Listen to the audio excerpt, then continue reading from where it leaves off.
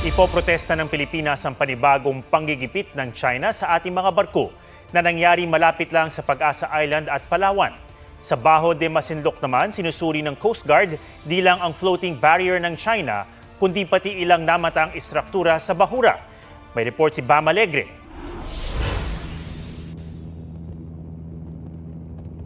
Dalawang kumpol na tila pundasyon o biga sa ilalim ng dagat. Hindi masabi ng Philippine Coast Guard kung ano at kanino ang mga yan nang makita sa kanilang Maritime Domain Awareness Flight o paglipad sa Bajo de Masinloc. Sa entrada ng bahura may floating barrier na inilatag ng China. Iimbestigahan ito ng PCG. May radio challenge galing sa isang warship ng Chinese Navy.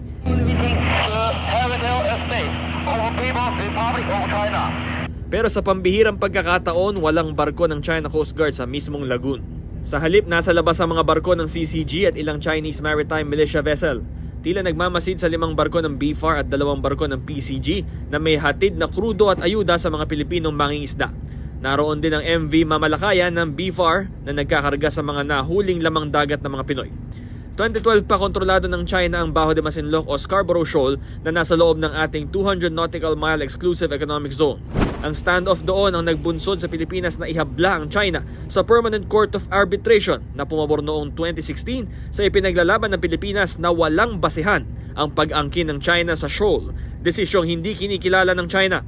Isa sa mga red line o hakbang ng China na ikasasagad ng pasensya ng Pilipinas ang pagtatayo ng estruktura o land reclamation ng China sa Bajo de Masinloc.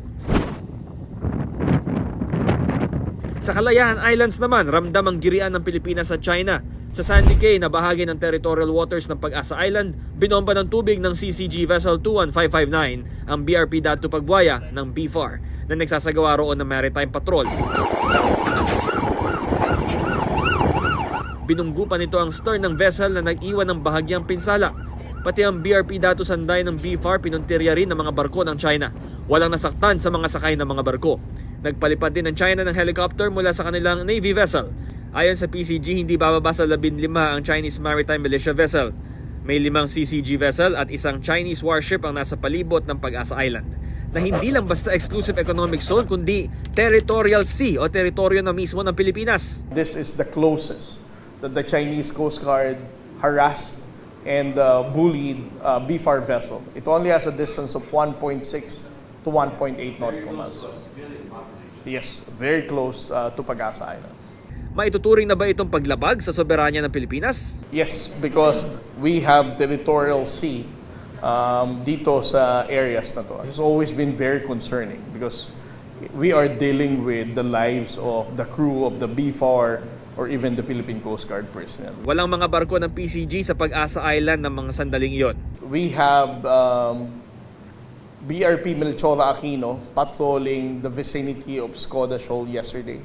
And then we also have 2 other 44-meter vessels in other areas, one in Recto Bank and the other one is in Union Bank. These BFAR vessels, there are Coast Guard crew on board.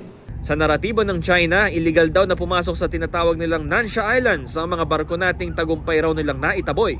Pinalagan niya ng Pilipinas na handang maghain ng diplomatic protest.